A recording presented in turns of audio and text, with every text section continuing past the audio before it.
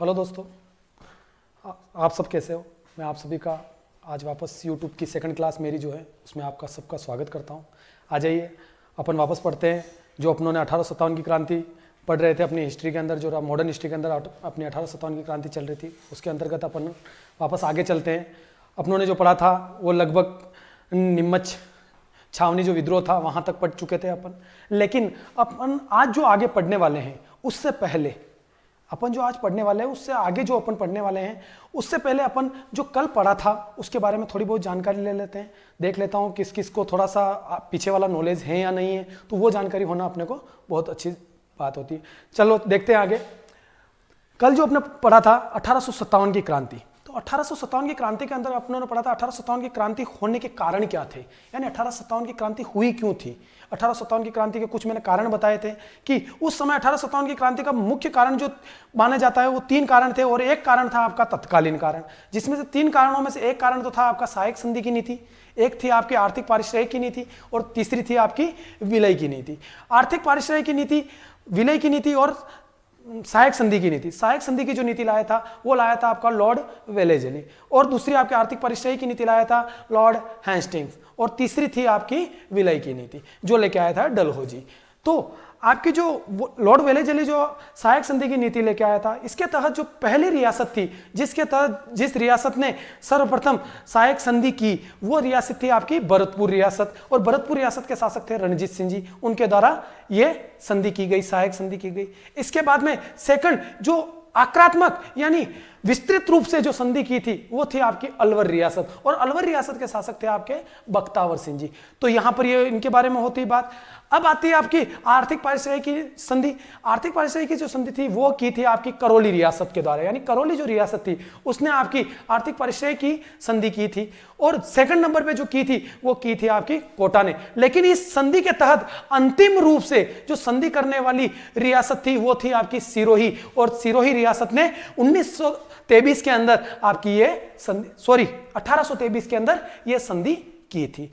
अब आगे अपन ने देखा था कि जो विलय की नीति थी, इस विलय की नीति के तहत मैंने आपको बताया था 2 रियासतों को, राजस्थान की 2 रियासतों को मिलाने का प्रयास किया गया, लेकिन मिला नहीं पाए थे, और वो थे आपकी एक तो करौली रियासत और एक थी आपकी उदयपुर रियासत। करौली के बारे में मैंने डेट लिखवाई थी 1848 ईस्वी, और उदयपुर के लिए 1852 जो डेट थी, इसके तहत इनको मिलाने का प्रयास किया गया, लेकिन ये प्रयास सफल नहीं हुआ। लेकिन 1857 की क्रांति का तत्कालिक जो कारण मैंने बताया था कि अंग्रेजों के द्वारा पहले जो उपयोग में ली जाती थी बंदूक थी ब्राउन बेस, लेकिन उसके स्थान पर बंदूक उपयोग में ले जाने लगी एनफील्ड राइफल्स।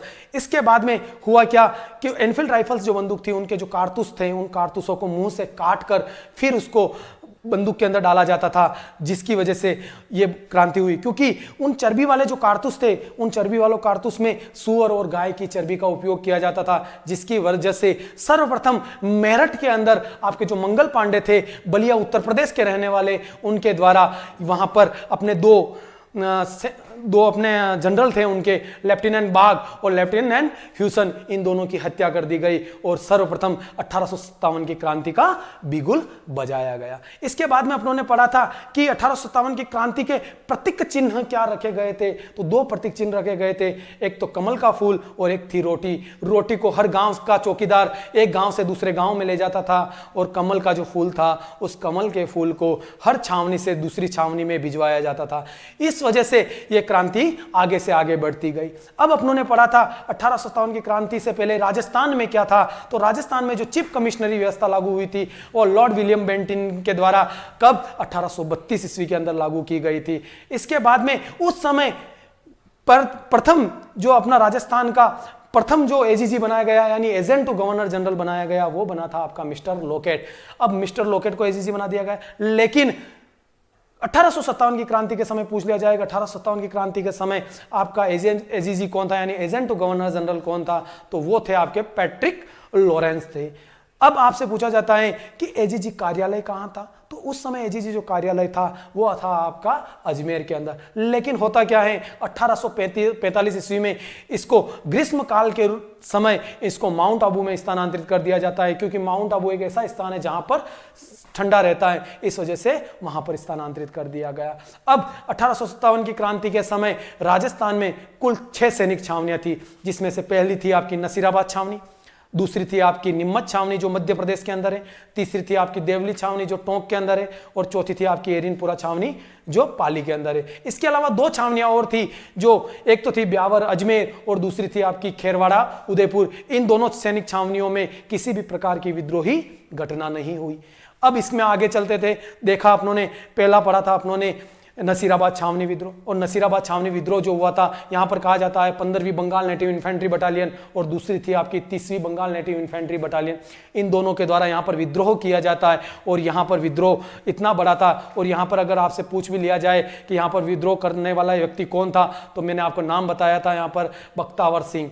इस बख्तावर सिंह के द्वारा यहां पर विद्रोह किया गया था। और यहां पर एक कर्नल पेनी जो था, वो कर्नल पेनी का दिल का दौरा पड़ने की वजह से उसकी मृत्यु हो गई थी। इसके बाद में अपनों ने पढ़ा था निम्मच छावनी विद्रोह, और निम्मच छावनी विद्रोह के अंतर्गत मैंने बताया था कि कर्नल एबोट जो था, एबोट के द्वारा सैनिकों को क्या दिलाई जा रही थी, शपथ दिलाई जा रही थी। जब उसको शपथ दिलाई जा रही थी तो शपथ हिंदुओं को गीता के रूप में यानी गीता से दिलाई जा रही थी, और मुस्लिमों को कुरान से उनको शपथ दिलाई जा रही थी। इन दोनों को जब शपथ दिलाई जा रही थी, और खुद कर्नल एबोट उस समय आपकी उनकी जो पवित्र ग्रंथ है ईसाइयों का बाइबल, उससे शपथ ले रहा था। लेकिन यहां पर एक व्यक्ति था मोहम्मद अली बेग, उस मोहम्मद अली बेग ने यहां पर क्या कर दिया, विद्रोह किया कि अगर अंग्रेज स्वयं अगर अपनी बातों पर नहीं टिक सकते हैं तो हम हिंदुस्तानी क्यों टिके, और वहां पर उसने विद्रोह किया। और यहां पर हीरा सिंह के नेतृत्व में क्रांति हुई। यहां पर इन्होंने निम्मच छावनी को लूटा,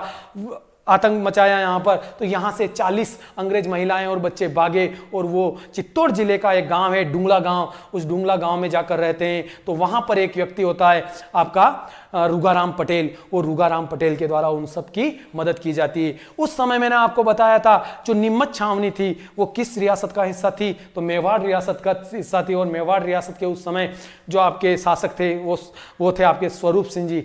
और आपको ये भी मैंने बताया था कि एजेंट टू गवर्नर जनरल जो होता था, इसके अंडर में काम करते थे पॉलिटिकल एजेंट यानी पीए पॉलिटिकल एजेंट। उस समय मेवाड़ का जो पॉलिटिकल एजेंट था सोवर्स था। और मैंने याद करने के लिए आपको बताया था कि स्वरूप सिंह जी जो थे वो किसके नीचे नहाना पसंद करते थे, सोवर के नीचे नहाना पसंद करते थे। इस वजह से उसका नाम पॉलिटिकल एजेंट सोवर्स था। इस तरह से याद रखने के तरीके हैं, कुछ तरीके मैं आपको और भी बताऊंगा आगे चलकर कि किस तरह से आपको याद रखना है इन पॉलिटिकल एजेंटों का नाम। तो सोवर्स अपनी सेना लेकर डुंगला पहुंचा, और डुंगला से इन 40 महिला और बच्चों को कहां पर पहुंचा दिया, उदयपुर के जग मंदिर में पहुंचाया गया, और यहां पर इनकी रक्षार्थ। और फिर यहां के जो सैनिक थे, विद्रोह सैनिक, ये यहां से निम्बाड़ा होते हुए कहां चले गए, देवली चले गए। तो अब आगे देखिए कि देवली में क्या हुआ है, कि देवली में विद्रोह कैसे होता है। तो देवली का, तो आज अपन पढ़ने वाले हैं देवली का विद्रोह यानी देवली विद्रोह, देवली छावनी विद्रोह।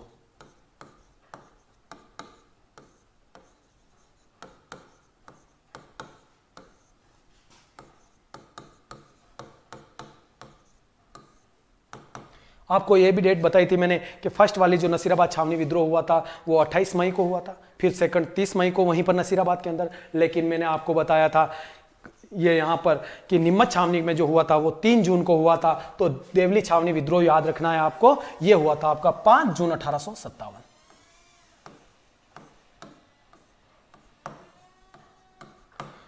बहुत सारी बुक्स में आपकी एक डेट और लिखी होती है, 10 जून भी लिखी होती है। तो लेकिन जहां पर आपके एनसीईआरटी की बुक्स होती है वहां पर जो डेट आई है आपकी 5 जून आई है, 10 जून कहीं मिली नहीं है। इसलिए तो आप वैसे 5 जून को राइट कीजिएगा, लेकिन 10 जून भी राइट ही होती है। लेकिन आपकी एनसीईआरटी की बुक के हिसाब से मैंने 5 जून आपको लिखवाया है।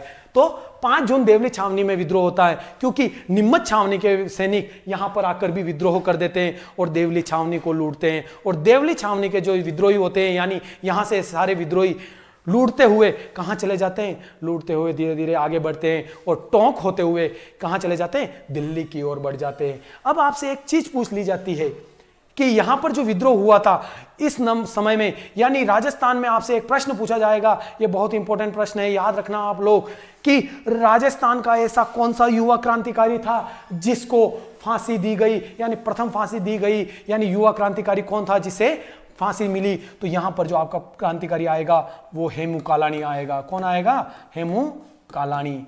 हेमू कालाणी जो व्यक्ति था उसको यहां पर क्या मिली? फांसी मिली। तो याद रखिएगा, हेमू कालाणी जो था उसको क्या मिली थी? यहां पर राजस्थान का सबसे युवा, क्या था ये? राजस्थान का सबसे युवा क्रांतिकारी, जिसे क्या मिली थी? फांसी मिली थी।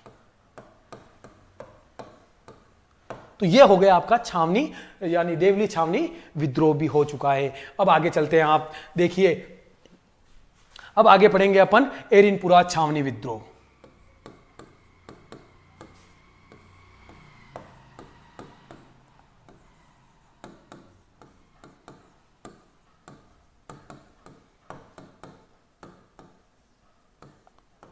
एरिनपुरा छावनी विद्रोह। एरिनपुरा छावनी विद्रोह जो हुआ था वो कब होता है आपका? इसकी जो डेट आती है आपकी, वो आती है 28 अगस्त 1857। क्या आती है इसकी डेट? सॉरी 21 अगस्त 1857। 21 अगस्त 1857, यानी एरिनपुरा छावनी जो विद्रोह हुआ था वो 21 अगस्त 1857 को हुआ था। अब हुआ क्या था यहां पर, ये याद रखना आप लोग, हुआ क्या था? एरिनपुरा छावनी के एक बटालियन थी जो 90 पूर्विया सैनिकों की थी। कितने? 90 पूर्विया सैनिकों की।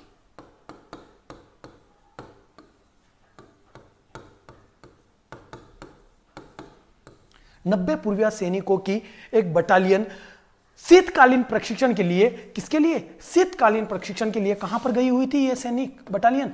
ये गई थी आपकी माउंट आबू। माउंट आबू।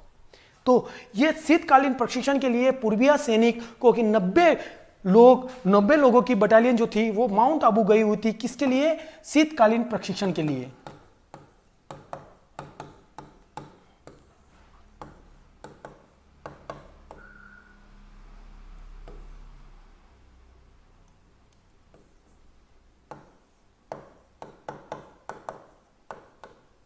शीतकालीन प्रशिक्षण के लिए यहां पर गई हुई थी। होता क्या है यहां पर एजीजी का जो कार्यालय था, मैंने आपको पहले से बता चुका हूं कि माउंट आबू के अंदर क्या था आपका? एजीजी कार्यालय था। तो एजीजी कार्यालय यहां पर, यानी पैट्रिक लॉरेंस जो था, पैट्रिक लॉरेंस माउंट आबू में नहीं था, लेकिन इसका बेटा था और उसका नाम था आपका अलेक्जेंडर।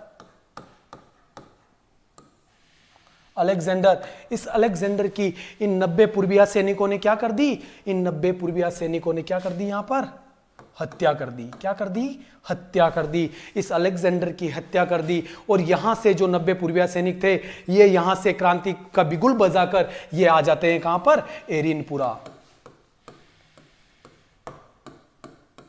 एरिनपुरा में आ जाते हैं और एरिनपुरा में आकर यहां पर एरिनपुरा के सैनिकों से मिलते हैं, जहां पर एरिनपुरा में इनका क्या किया जाता है? 23 अगस्त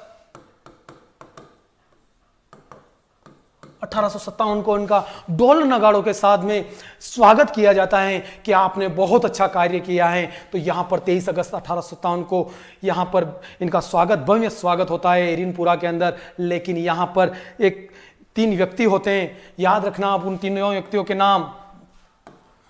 मोती खां,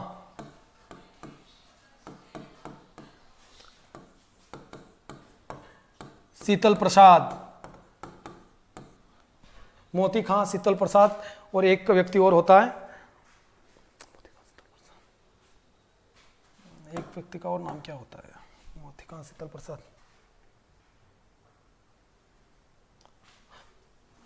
मोती खां, शीतल प्रसाद, और एक व्यक्ति होता है आपका तिलक राम। तिलक राम। इन तीनों के द्वारा यहाँ पर क्या की जाती है, क्रांति की जाती है।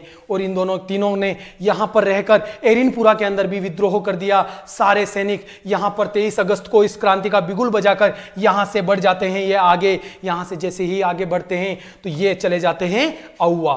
कहाँ चले जाते हैं, रास्ते में इनके पड़ तो आए अहुआ, अहुआ जाते हैं। और अहुआ में, अहुआ का उस समय ठाकुर था कुशाल सिंह चंपावत। कौन था,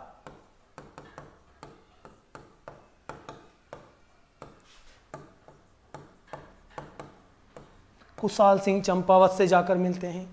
अब कुशाल सिंह चंपावत से जैसे ही वे जाकर मिलेंगे, बात करते हैं कुशाल सिंह चंपावत से कि हमने एरिनपुरा के अंदर इस तरह से विद्रोह कर दिया है।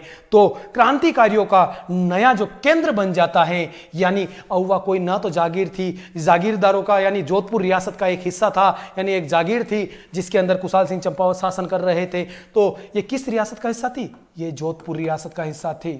याद रखना, जोधपुर रियासत का हिस्सा थी। और यहां के जोधपुर के शासक जो थे उस समय, वो थे आपके तख्त सिंह जी। कौन थे, तख्त सिंह। तख्त सिंह जी थे जोधपुर रियासत के शासक थे, तख्त सिंह जी। इनके द्वारा यहां पर पता चलता है अहुआ के अंदर कुशाल सिंह चंपावत ने क्या की है, क्रांतिकारियों की मदद की है। और तख्त सिंह जी, और तख्त सिंह जी का सेनापति होता है उस समय जोधपुर रियासत में ओनार सिंह। कौन होता है, ओनार सिंह। ओनार सिंह जी, ओनार सिंह यहाँ का सेनापति होता है। अब याद रखना, यहाँ पर मैंने बताया था पहले, मेवाड़ के अंदर बताया था कि मेवाड़ का पॉलिटिकल एजेंट था आपका मेजर सोवर्स। तो यहाँ का जो पॉलिटिकल एजेंट होगा आपका जोधपुर का, वो होगा आपका मैकमोसन। मैकमोसन, यानी मैकमोसन जो था वो यहाँ का पॉलिटिकल एजेंट था। अब आगे चलते हैं, अपन देखते हैं यहाँ पर होता क्या है। होता क्या है कि अहुआ के कुशाल सिंह जी इस क्रांति का नेतृत्व संभालते हैं। और धीरे धीरे अहुआ के किले के अंदर जो क्रांतिकारियों की संख्या बढ़कर कितनी हो जाती है, तो क्रांतिकारियों की यहाँ पर संख्या हो जाती है आपकी 6000। क्रांतिकारियों की संख्या बढ़कर कितनी हो गई, 6000 क्रांतिकारी हो गए। अहुआ के किले के अंदर 6000 क्रांतिकारी हो गए। इसके साथ में अहुआ के कुशाल सिंह की मदद करने के लिए और भी आसपास के जो छोटी छोटी रियासत जागीरदार थे वो आए। उनमें से थे आसोप, लांबिया,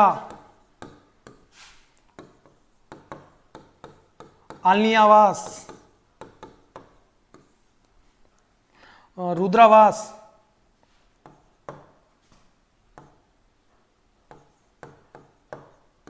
बंतावास। इनके जागीरदारों ने भी आकर किसके साथ में मिल गए, आपके क्रांतिकारियों के साथ में मिल गए और इन्होंने यहां पर क्रांति कर दी। तो आप देख लीजिए यहां पर कि एरिनपुरा जो छावनी विद्रोह हुआ था, एरिनपुरा छावनी विद्रोह फर्स्ट जो होता है आपका, याद रखना मैंने बताया था कि एरिनपुरा के 90 पूर्वीय सैनिक कहाँ गए हुए थे, माउंट आबू गए हुए थे, जहां पर इन्होंने पैट्रिक लॉरेंस जो एजीजी था राजस्थान के, उसके बेटे अलेक्जेंडर की हत्या कर दी। इसके बाद में वहां के सैनिक कहाँ आए, एरिनपुरा आए और एरिनपुरा के सैनिकों से मिलकर यहाँ पर मिल जाते हैं 23 अगस्त 1857 को। और यहाँ पर किसके नेतृत्व में, मोती खां, शीतल प्रसाद और तिलक राम के नेतृत्व में यहाँ पर वापस विद्रोह करते हैं 1857 क्रांति में। और यहाँ से ये कहाँ निकलते हैं, अहुआ निकलते हैं। और उस समय तत्कालीन समय में अहुआ जो था वो जोधपुर रियासत का हिस्सा था और जोधपुर रियासत के जो शासक थे वो तख्त सिंह जी थे और तख्त सिंह जी के जो सेनापति थे वो ओनार सिंह था। और उस समय जोधपुर रियासत का पॉलिटिकल एजेंट जो था वो मैकमोसन था, जो आगे चलकर इनके बारे में बताएंगे। आगे चलकर यहाँ पर जो क्रांतिकारियों के अहुआ के किले के अंदर जो संख्या हो गई थी वो कितनी हो गई थी, 6000 के लगभग हो गई थी। और इसके अलावा आसोप, लांबिया, आलनियावास, रुद्रावास, बंतावास, एक और था आपका गुलर। गुलर यहाँ के जागीरदार इनसे आकर मिल जाते हैं और यहाँ पर क्रांति को आगे बढ़ाते हैं। अब होता क्या है, अब आगे देखते हैं अपन, देख लीजिए, उतार लीजिए एक बार। तो अब होता क्या है यहाँ पर आगे चलकर जो आपके जोधपुर रियासत के जो शासक थे, जोधपुर रियासत के शासक जो हैं वो जोधपुर रियासत के शासक अपने ओनार सिंह जी जो सेनापति होते हैं, ओनार सिंह जी के नेतृत्व में यहाँ से एक सेना भेजी जाती है उनके द्वारा। और ओनार सिंह के नेतृत्व में जो सेना भेजी जाती है वहाँ पर इनके साथ में एक व्यक्ति और जाता है, राजमल लोढ़ा। तो यहाँ पर इन क्रांतिकारियों क्रांतिकारियों और आपकी इन अंग्रेजों के मध्य में यहाँ पर 3 युद्ध होते हैं। इन तीनों युद्धों को याद रखना, तीनों युद्धों की डेट याद रखना आप लोगों को जरूरी होगा, क्योंकि ये कहीं पर भी पूछा जा सकता है आपको। तो अंग्रेजों और क्रांतिकारियों के बीच में कितने युद्ध हुए?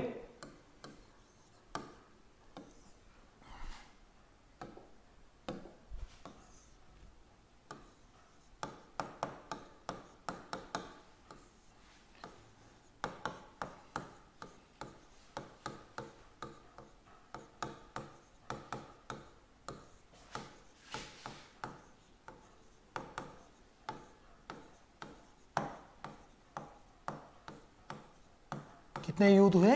3 युद्ध हुए, यानी अंग्रेजों और क्रांतिकारियों के मध्य में 3 युद्ध हुए। इसमें से आपको पहला याद रखना है युद्ध।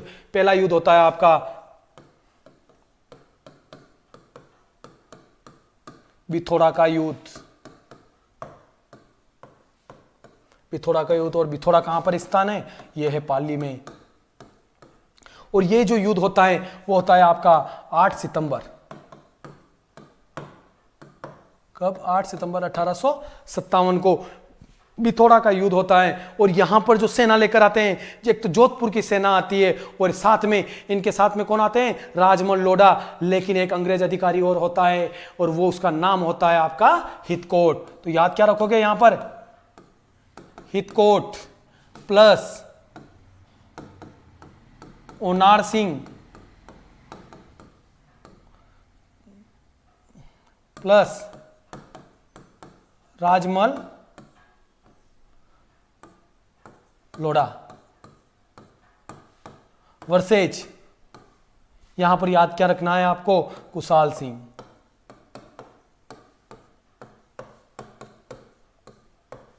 कुशाल सिंह, इनके मध्य में क्या होता है? यहां पर ये युद्ध होता है। देखिए यहां पर ये युद्ध जीत कौन जाता है? ये युद्ध जीत जाते हैं आपके कुशाल सिंह जी चंपावत। यहां पर किसको हरा दिया? इन्होंने जोधपुर की सेना को हरा दिया। यहां पर इन्होंने अंग्रेजों को हरा दिया। होता क्या है? यहां पर ओनार सिंह की क्या कर दी जाती है? हत्या। ओनार सिंह की क्या हो गई? हत्या हो गई। ओनार सिंह की हत्या हो जाती है। अब अपन जानते ही हैं अंग्रेजों ने काम ही क्या किया है? अंग्रेजों ने भागने के अलावा और कुछ काम नहीं किया है। जहां पर भी दिखता है इनको कि अब मारे जाएंगे, वो वहां से रफ्फू चक्कर। तो हितकोट जी क्या हो गए? यहां से भाग गए। क्या हो गए? यहां से भाग गए, और ओनार सिंह जी की हत्या हो गई। और ये युद्ध कौन जीत जाते हैं? आपके क्रांतिकारी जीत जाते हैं, यानी कुशाल सिंह जी चंपावत की यहां पर विजय हो जाती है। अब अगला युद्ध वापस देखते हैं। अगला युद्ध देखिए, ये एक बार उतार लीजिए।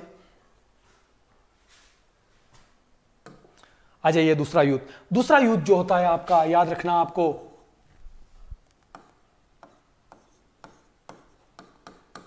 चेलावास का युद्ध।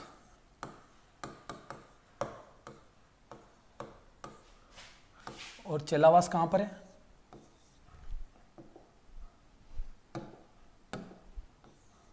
चेलावास का युद्ध ये है आपका, ये भी पाली में। और ये युद्ध कब होता है आपका? ये युद्ध होता है आपका 18 सितंबर।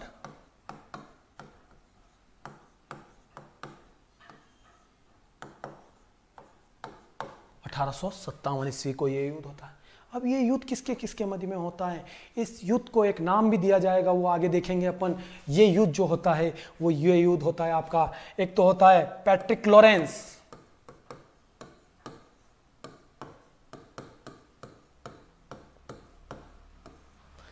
इसके साथ में होता है मैकमॉसन वर्सेस कुशाल सिंह। होता क्या है यहां पर? इनको तो कहा जाता है गोरा, इनको कहा जाता है काला। तो क्या बन गया? इस युद्ध को काले और गोरे का युद्ध कहा जाता है। यानी एक तरफ तो थी गोरों की सेना, एक तरफ थी काले, यानी हिंदुस्तानियों को तो हमेशा से क्या कहते थे अंग्रेज कि काले, यानी ये काले। अपन लोग भी कोई काले नहीं है, उनको पता नहीं है हम काले नहीं है, ये उनको पता नहीं है ना, कहे कौन उनको। तो यहाँ पर इस युद्ध को क्या कहा जाता है? गोरे और कालों का युद्ध कहा जाता है। वैसे हम भारतीय भी नहीं माने जाते हैं, हमें खुद को, हम लोगों को भी क्या कहा जाता है? हम विदेशी हैं, क्योंकि हम आर्यों की संतान हैं। क्या कहा जाता है? हम आर्यों की संतान हैं, क्योंकि ओरिजिनल जो भारतीय हैं वो दक्षिण की तरफ आते हैं, यानी जो दक्षिण की तरफ जो रहने वाले हैं, यानी प्रॉपर जो आपके मान के चलिए कि जो भारतीय हैं वो श्रीलंका प्लस आपका केरल और कर्नाटक ये वाला जो एरिया आता है, इस तरफ के लोग भारतीय हैं। लेकिन अपना जो ये पूरा टुकड़ा है, यानी ये पूरा जो भारत है, इस भारत में जो विदेशी आर्य आए थे वो आर्य यहीं बस गए, और आर्य जैसे जैसे बसते गए भारतीय जो थे वो आगे आगे खिसकते गए। लेकिन हम भारत के अंदर बसे हुए हैं, इसलिए हम क्या कहलाते हैं? भारतीय कहलाते हैं। और आपको तो भारतीय होने पर नाज होना चाहिए, और भारतीय होना बहुत बड़ी गर्व की बात होती है, क्योंकि आज भी कहा जाता है कि भारत जो है वो विश्व गुरु बनकर रहा है, पूरे विश्व का गुरु बन के रहा है। और आने वाला समय एक दिन ऐसा आएगा कि ये भारत वापस विश्व गुरु बनेगा, और आप सब लोग देखोगे इस चीज को। तो यहां पर होता क्या है, वापस इधर आइए, वो बात तो थोड़ी सी बात हो जाती है, ये बात तो हो ही जाती है इनकी कि क्या होता है आगे। तो वापस आते हैं अपने टॉपिक की तरफ। इस युद्ध को क्या कहा जाता है? काला और गोरे का युद्ध कहा जाता है। होता क्या है? एक तरफ तो पैट्रिक लॉरेंस होता है। पैट्रिक लॉरेंस के बारे में आपको मैंने पहले भी बताया था। पैट्रिक लॉरेंस कौन था? ये पैट्रिक लॉरेंस राजस्थान का क्या था? एजीजी। क्या था? एजीजी। और मैकमोसन क्या था आपका? पॉलिटिकल एजेंट, जो जोधपुर का था। ये दोनों सेनाएं लेके आते हैं। लेकिन होता क्या है, यहां पर मैकमोसन जो होता है ये मारा जाता है, मारा जाता है। युद्ध कौन जीत जाते हैं? कुशाल सिंह चंपावत। ये क्या हो जाते हैं? गोरे हार जाते हैं। अब पैट्रिक लॉरेंस जो राजस्थान का एजीजी था वो ये युद्ध हार गया। तो सोच लीजिए कि यहाँ पर कुशाल सिंह जी और क्रांतिकारियों में जोश और जुनून की कोई कमी नहीं होगी। और इसी के साथ में पैट्रिक लॉरेंस यहाँ से क्या हो गया? भाग गया कि एक मरा जो मरा दूसरे को भी लेके डूबेगा। वो बोलते हैं ना, हम तो डूबे सनम, तुम्हें भी ले डूबेंगे, वो वाला मामला हो जाता है यहाँ पर। तो यहाँ पर मैकमोसन मारा गया। अब होता क्या है, इस मैकमोसन की गर्दन को काट दिया जाता है, और गर्दन को काट कर कहाँ पर लटका दिया जाता है? अहुआ के किले पर। अहुआ के किले के ऊपर लटका दिया जाता है, और अहुआ के किले पर इसकी गर्दन लटका दी जाती है। ऐसा कहा जाता है जहां पर मैकमोसन की आज भी कब्र बनी हुई है, वहां पर इस कब्र को एक का जाति होती है, वो जाति आज भी इसकी कब्र को, यानी मैकमोसन की कब्र को क्या करती है? पूजती हैं। अब पैट्रिक लॉरेंस भाग गया, कुशाल सिंह चंपावत भी यहाँ पर जीत गए। इनके अंदर जश्न की अलग ही उमंग थी, क्योंकि ये बहुत बड़े विजय को प्राप्त कर चुके थे, क्योंकि इन्होंने पैट्रिक लॉरेंस यानी राजस्थान के एजीजी को हराया है। तो अब आगे चलकर आपका तीसरा युद्ध और आगे होगा, और वो तीसरा युद्ध देखते हैं आगे चलिए। और तीसरे युद्ध को जो कहते हैं वो होम्स का युद्ध कहा जाता है। अब उसको होम्स का युद्ध क्यों कहा जाता है वो चीज़ आपको पता होनी चाहिए। होम्स का युद्ध इसलिए कहा जाता है कि यहाँ पर अंग्रेज अधिकारी था होम्स, वो अंग्रेज अधिकारी होम्स यहाँ पर एक सेना लेकर आता है होम्स, इसलिए उसको क्या कहा जाता है? होम्स का युद्ध।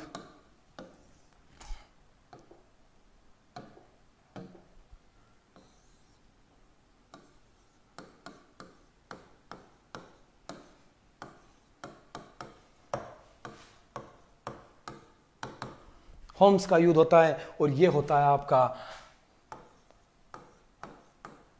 20 जनवरी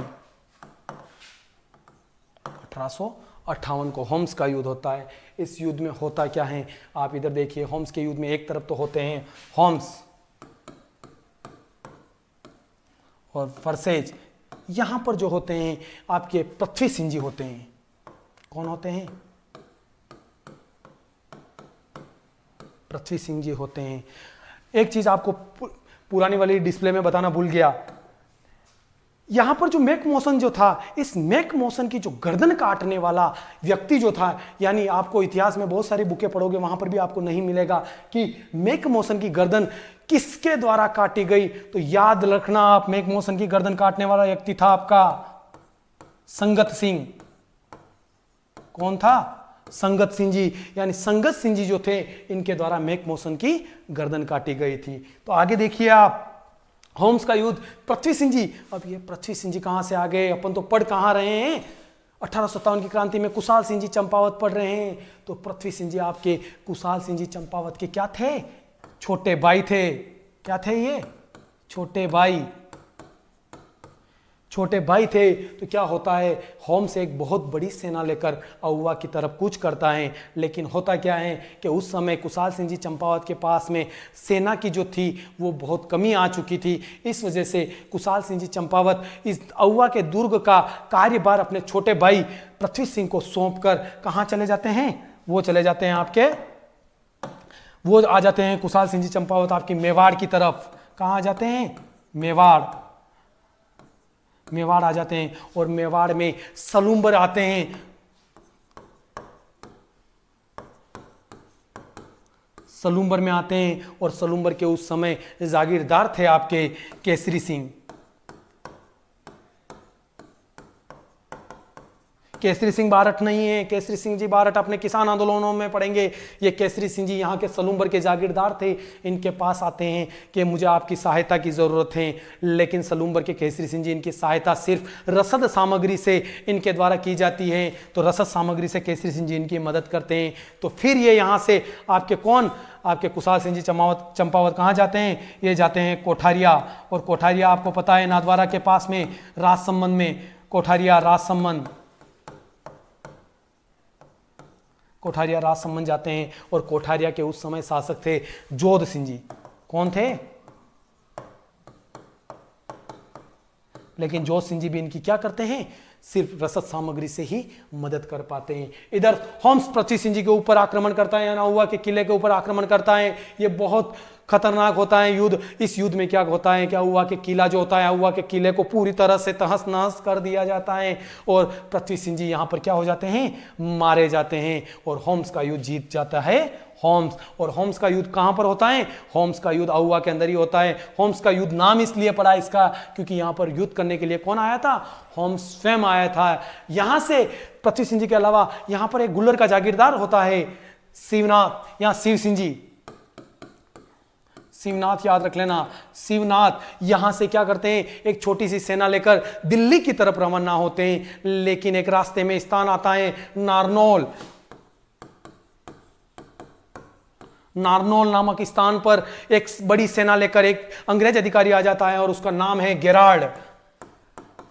कौन, गेरार्ड। गेरार्ड के द्वारा इनका सामना किया जाता है, शिवनाथ सिंह का सामना होता है। लेकिन यहाँ पर शिवनाथ सिंह जी हार जाते हैं और शिवनाथ सिंह जी यहाँ से भागकर वापस कहाँ आ जाते हैं, ये आ जाते हैं आपके जोधपुर में।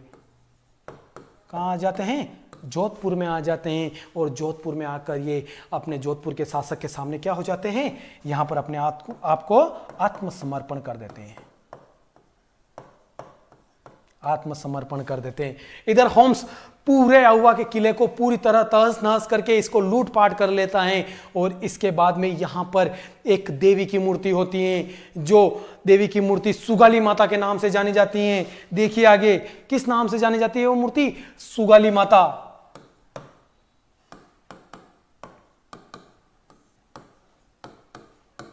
सुगाली माता, इस सुगाली माता को क्या कहा जाता है, 1857 की क्रांति की देवी कहा जाता है। इस सुगाली माता को क्या कहा जाता है, 1857 की क्रांति की देवी। और इसे चंपावतों की आराध्य देवी भी कहा जाता है। चंपावतों आराध्य देवी, चंपावतों की आराध्य देवी भी कहा जाता है। इस सुगाली माता के कितने सिर थे, 10 सिर,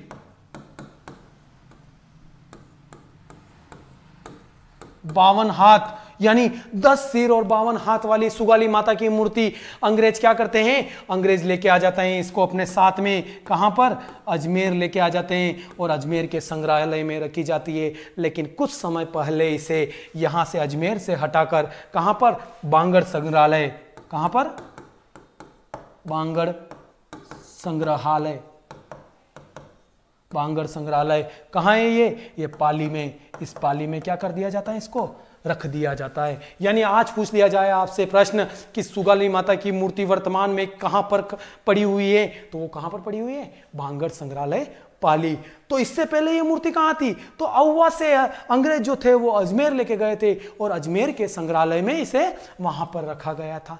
तो 1857 की क्रांति में हो गया। अब ये इधर की बातें तो हो चुकी है, अब चलते हैं अपन वापस अपन किसके पास में? कुशाल सिंह जी चंपावत के पास में। कि कुशाल सिंह जी चंपावत जो मेवाड़ के अंदर थे वो वहां पर क्या कर रहे थे? मजे ले रहे थे या घूमने का कुछ काम कर रहे थे? तो वो वहां पर कर रहे थे लेकिन उनको कुछ मिला नहीं, तो वो चले जाते हैं नीमच की तरफ। कहां चले जाते हैं? नीमच की तरफ। और नीमच में 1860 ईस्वी में, कब? 1860 ईस्वी में, 1860 ईस्वी में क्या हो जाते हैं? 1860 ईस्वी में अंग्रेजों के समक्ष ये भी क्या कर देते हैं? अपने आप को समर्पण कर देते हैं। अंग्रेजों के सामने आत्मसमर्पण जब हो जाता है, इनका आत्मसमर्पण जब हो गया तो इनके लिए अंग्रेजों के द्वारा एक जांच आयोग बिठाया जाता है। कौन सा जांच आयोग? उसका नाम होता है टेलर जांच आयोग। कौन सा आयोग? टेलर जांच आयोग। इस टेलर जांच आयोग ने आपके कुशाल सिंह जी चंपावत को क्या कर दिया? इस टेलर जांच आयोग ने आपके कुशाल सिंह जी चंपावत को क्या घोषित किया? इनको बेकसूर, यानी इनकी कोई इस क्रांति के अंदर कोई भी इनकी गलती नहीं थी। तो टेलर जांच आयोग ने 10 नवंबर 1860, कब? 10 नवंबर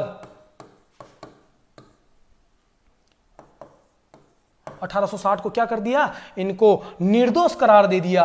क्या दिया इनको? निर्दोष करार दिया। निर्दोष करार दे दिया। लेकिन आगे चल के आपके कुशाल सिंह जी चंपावत की कब? 1864 ईस्वी में। 1864 ईस्वी में इनकी क्या हो जाती है? मृत्यु हो जाती है। क्या हो जाती है? आपकी मृत्यु हो जाती है। तो ये था आपका 1857 की क्रांति के अंतर्गत आपके जो छावनी के जो विद्रोह थे वो यहाँ पर आज नसीराबाद छावनी के साथ में ही आपके छावनी विद्रोह समाप्त होते हैं।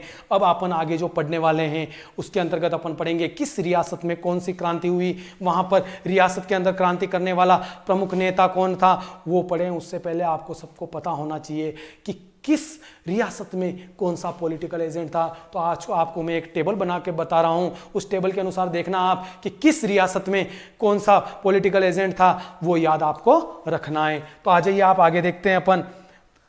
आगे देखिए कि किस रियासत में कौन सा पॉलिटिकल एजेंट था। तो आपको याद रखना है, एक तरफ तो क्या याद रखना है आपको? रियासत, और एक तरफ क्या था आपका? Political agent. ठीक है ना? तो रियासत में आपको मैंने पहले एक रियासत पढ़ाई थी आपको एक रियासत थी आपकी मेवाड़ रियासत। और मेवाड़ रियासत का उस समय मैंने बताया था, मेवाड़ रियासत के आप 3 चीजें कर लीजिए यहां पर, सॉरी,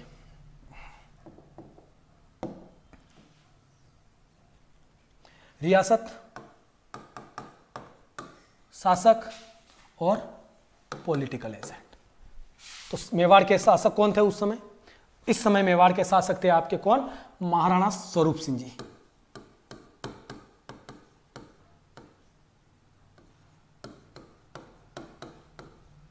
महाराणा स्वरूप सिंह जी। तो पॉलिटिकल एजेंट आपको बताया था, स्वरूप सिंह जी को किसमें नहाने का शौक था? सोवर में। तो मेजर सोवर्स।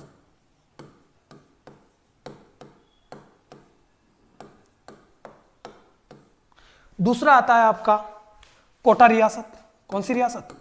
कोटा। और कोटा के शासक थे राम सिंह जी। आप सबको पता ही होगा कोटा, आप शादी पार्टियों में जाते ही होंगे, यहाँ शादी पार्टियों में जाओ नहीं जाओ, बहुत सारे लोग शादी तो करते ही होंगे। लड़के जब शादी करते हैं तो एक ब्लेजर पहनते हैं, कोट पहनते हैं, और कोट के ऊपर आपको पता होता है एक बटन लगाए जाते हैं यहाँ पर, बटन। तो क्या याद रखना है? कोट पे क्या लगते हैं? बटन लगते हैं। इसी वजह से याद रखना है आपको कोटा के अंदर कौन था? तो यहां पर था आपका पॉलिटिकल एजेंट मेजर बर्टन। कौन था यहां पर? Major Burton. यानी कोट पे लगाए जाते हैं बटन, और बटन से बना मेजर बर्टन, यानी यहां का पॉलिटिकल एजेंट कौन था? मेजर बर्टन था। तो वहां के शासक कौन हो गए? राम सिंह जी। तीसरा आपको मैंने बताया था जोधपुर रियासत, और जोधपुर रियासत के उस समय शासक कौन थे? आपके तख्त सिंह जी। तख्त सिंह जी। और तख्त सिंह जी के समय वहां का पॉलिटिकल एजेंट कौन था? तो यहां पर था आपका मैकमोसन।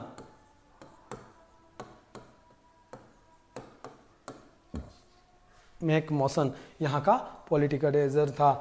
चौथा आता है आपका जयपुर। जयपुर, और जयपुर के उस समय कौन थे 1857 की क्रांति के समय शासक? जयपुर के शासक जो थे वो यहां पर थे सवाई जय सिंह जी, सॉरी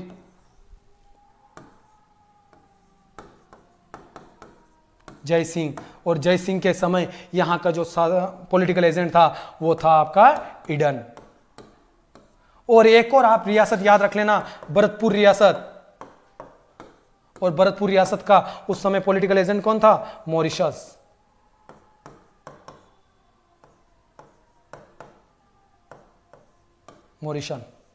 मॉरिशन जो था, यानी मॉरिशन यहाँ का पॉलिटिकल एजेंट था। तो याद क्या रखोगे? मेवाड़ रियासत में शासक Maharana Swaroop Singh ji, political agent major Showers, Kota Ram Singh ji, major Burton, Jodhpur Takht Singh ji, Mac Mason, और जयपुर जय सिंह जी कौन थे? ईडन। और भरतपुर में कौन था? मॉरिशन, यानी मॉरिशस भी कहते हैं उनको, मॉरिशन भी कहते हैं। तो ये यहाँ के क्या थे? Political agent. अब अपन आगे और चलते हैं। आगे चलने से पहले देखते हैं अपन अलग अलग रियासतों में, यानी किस रियासत में कौन सी क्रांति होती है, वो सारी अपन पढ़ेंगे। अब अपना अगला जो टॉपिक होगा वो कोटा होगा। कौन सा होगा? कोटा होगा। इसी के साथ में जो अपनी क्लास होगी अगली वो कल होगी। आज यहाँ तक अपन पढ़ पाएंगे। आपको कैसा लगा आज की क्लास के बारे में ये मुझे ज़रूर कमेंट्स करके आप बताइएगा कि आपको और अच्छा लगा हो तो आगे से आगे इस YouTube चैनल को आप सब्सक्राइब कीजिएगा, और अपने दोस्तों को, जो भी लोग पढ़ना चाहते हैं इस बारे में, उनको आगे से आगे सब्सक्राइब करके हमारे इस चैनल को आगे से आगे बढ़ाइएगा। और आपके लिए हम ऐसे ही और अच्छे अच्छे वीडियो लेके आएंगे, सारी क्लासेस के वीडियो लेके आएंगे, और आप देखते रहिएगा। धन्यवाद साहब।